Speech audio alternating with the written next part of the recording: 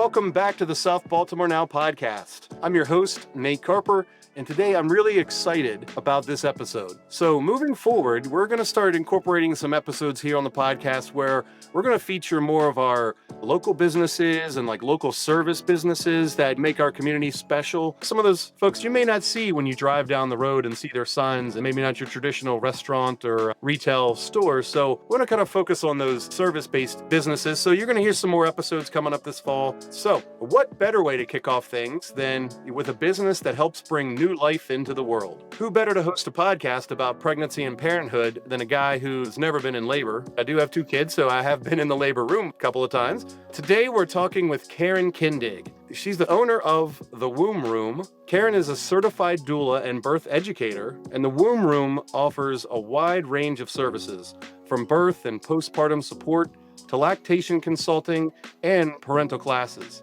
It's a fantastic resource for expecting and new parents. They are based in Baltimore. They do serve the South Baltimore area. I'm very happy to have Karen Kindig join us on the podcast. Hey, Karen, how are you? Hey, I'm good, Nate. Thanks for having me. It's such a unique service that you offer here. I would love to know more about what brought you to start the Womb Room. Tell us your story and the community that you serve. Sure, yeah. So I'm actually a therapist by trade. I went to social work school for grad school and then started doing therapy in homes for about 10 years before becoming a mom myself. I found this cool wellness center named The Womb Room. I wasn't the founder of The Womb Room. I was just a fangirl in the beginning. It was located in this little studio above an art studio right on 36th Street in Hamden. And so, I found out I was pregnant and I was like, all right, I need to be around other pregnant people so that I can have my community. So I started going to prenatal yoga there, and the founder, her name is Heather Brown. She's just this amazing woman who went through all of this herself and decided people need more community, when they're having babies, bringing life into this world. I was showing up for the prenatal yoga every week. I eventually hired her as my doula. I eventually took her childbirth ed classes, and it just really changed my whole experience of becoming a mom. I couldn't imagine not having that as a mom. Afterwards, once my baby was born, I struggled a bit. Postpartum was really hard. I don't know if you went through that with your partner and your kids, but it rocked our world. It was just so much harder than I thought. The Womb Room at the time didn't really have much going on for postpartum, and I saw such a missed opportunity there that, pregnancy is one thing, but postpartum is where it's at. That's where people really need this help. Once I came out of that fog, Heather, the founder of the Womb Room, let people know she was closing it. She said, I'm moving on with my life. I'm going to do some other stuff. I was heartbroken. I had just come out of all of that. And I was like, this cannot not exist for other people. And in fact, I think it needs to be even more robust. And I think my husband and I are just crazy enough to be like, you know what, we're going to talk to her about this and see how we can keep this going. If it means I have to quit my job or whatever, we're going to just figure that out. And that's what we did. We pitched her, and she was really excited that it would be able to keep going. This transition happened 4 months before the pandemic. So that's around when this all transitioned and we took over. It's all been an amazing ride since then. Wow, that's amazing. So right before the pandemic, which I'm sure was a difficult time to take over a business, I assume business picked up because of all the pandemic babies that came out of it. I had very little business experience. My husband, that's his background. He majored in psychology in college, but then fell in love with business. His whole thing is always wanting to do business for good. He was really excited about this and he helped me lead the way. When the pandemic hit, I thought, oh my God, we just bought a business that's going to die. All these businesses were dying and it was terrifying. Just the opposite happened. People were so in need of support at that time that we were able to transition everything virtually. So we were doing online support groups, online childbirth ed and yoga, and people showed up and it kept the business going. It was amazing, actually. So my wife and I, when our first child was born, my son was born, we chose to use a doula. It was something I had never honestly even heard of before. This is going back to 2013. I know doulas have been around for a long time, but I know you offer that as a service, and we found it very helpful and comforting during the process, lending some reassurance. But I'm curious, besides the doulas, what are some other less common but valuable services that you offer at the Womb Room that people may not even know about? So, there's a lot of different ways you can struggle when having a baby, a lot of things that people might not realize. Having a doula is the first thing you should consider because you never know like what might come up through your pregnancy or in labor. And so it's good to have that person by your side to help you like get through that and to know what maybe you just don't know. But also, I mean, we have lactation consultants because you never know if, breastfeeding is going to get off on the right foot or not. We have therapists who a lot of times meet with clients while they're pregnant and then have like a appointment scheduled right after they have the baby. So there's just that continuity of care that's like, right, you know that after you have your baby, you're going to have someone to talk to. We also offer placenta encapsulation, which is probably the oddest thing that we offer that people don't really know about. It's this ancient tradition where they dry the placenta after the birth and everything.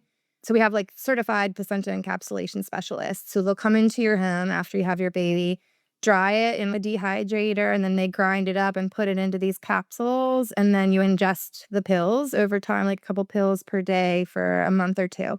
The science and belief behind it is that the placenta holds a lot of those nutrients that you lose while you're giving birth, like all the blood that comes out in the baby and all of it that comes out after you have the baby. It's all taken with it. And the idea is it all comes back into your body and helps you with that transition into getting your energy back. A lot of people claim it really helps with their mental health and their energy, especially if you're losing a lot of blood in labor. We have a lot of yoga classes going on. We really just try to be there to support people with whatever's going on. And are most of these services taking place at the location in Hamden or some still virtual, or do you have people that go out to? So the only thing that really goes on in our studio is the yoga and the childbirth education. We also have a massage therapist now who's there on Mondays. Doulas come out to people's homes and they meet you at the hospital. The therapists are all virtual. So we really love being able to offer that virtually because, when you're having a baby, it's not the easiest thing to get in your car and drive somewhere. And so we really want to just be able to people just meet people in their pajamas and they're like, maybe the baby's napping behind them. Maybe they're even holding their baby. We really just try to be flexible for people. And I mean, on top of that, it really allows us to access people all over the state and in different states even. We have a free prenatal yoga class once a week that we get people from all over the country attending. And that's just really just to try to extend something to people who are in different states since we geographically aren't in any other states, at least not now. Pivoting to expecting parents who are just starting to think about their birth plan, what's a piece of advice you'd give them to help them feel more comfortable, empowered, prepared? Yeah, totally. Well, first, I want to say, you didn't feel this all happening to your body, but men go through changes as well when they're becoming parents. I think it's totally legit. You were there, you witnessed it, you were part of it. So, studies show that people who are more prepared for the birth, for becoming a parent, just do better. And I think that goes with anything. And I wouldn't say like the more you know necessarily, because there is a potential to know too much and become too anxious in the process, but to be informed is really good. Childbirth education, I think, is so, so important. You're learning about the process of labor and birth so that when it's happening to you, you're not scared. Okay, this is our bodies respond much better when we're not in like that fight or flight fear when we're having a baby. No baby wants to come out of a body that's tense and scared, right? That it all works much better when everyone's ready for it and calm. So I would say the number one thing is to figure out a way to feel ready for it. Having a doula you can chat with, having a friend, if you don't want a doula, that's totally fine. But having a partner who feels really calm and grounded around it, taking some childbirth ed class or even just studying it on YouTube to learn what goes on so that you can feel in like a grounded space so that when it happens, you're not freaking out. If something tough comes up and you're scared and your doctor's telling you one thing and you're like, oh, but I read another thing, you're not making a decision from a place of groundedness and intent. You're making a decision out of fear. And a lot of times that doesn't go well, right? You want to feel like you're making the best decision for your body and your baby. That is also in the research what helps limit traumatic situations. If you feel informed, if you feel empowered, if you feel like you're part of the process, you're way less likely to come out of it feeling traumatized. And that's all so important. And as you mentioned, even previous to this, about the postpartum effects. I mean, I know that's something that can be so real.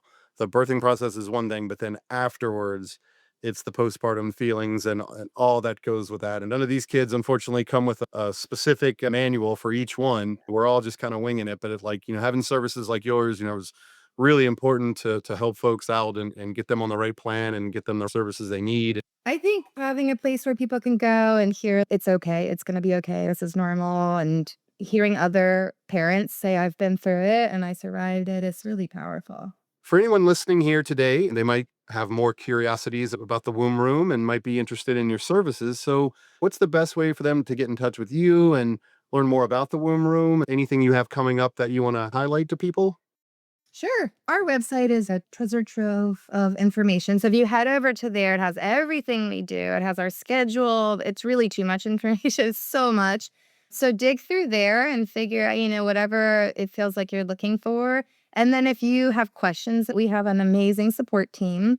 You can reach out directly to them. It's support@wombroom.mom, or there's plenty of contact links on the website. You can reach out. We also have a free 15-minute consultation where they answer any questions you have. We really try to do a lot. We try not to overwhelm people, but we are really trying to be there. So we tend to customize the experience for what you have going on.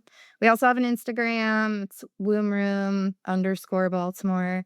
Those are the main places. And, twice per year, I think one of my favorite events that we do, twice per year, we have it's called the Community Gear Swap. And everyone brings in stuff that they're like done with, baby baths or clothes or whatever. And then they can drop it off and pick up whatever they need for the next step. And I think it's my favorite thing because for one, it's free. So we get all kinds of people coming out from everywhere. It's free, but we do register because our studio is only so big. I love seeing some of the same faces coming back. It feels like a very cool, like green, sustainable thing to do where everyone's, community-wide thing where people are trading back and forth things that they need or don't need anymore. And it's really beautiful. Our next one is a month from now, September 27th. Again, that's on our website, though, if people want to check it out.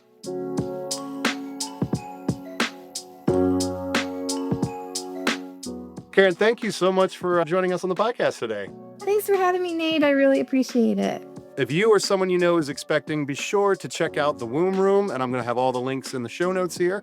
And if you're a local business in South Baltimore and you'd like to be featured on a future episode, just make sure you shoot me an email. We'll see about getting you scheduled and talk about your services as well. But we'll be back soon. Thank you for tuning in to South Baltimore Now.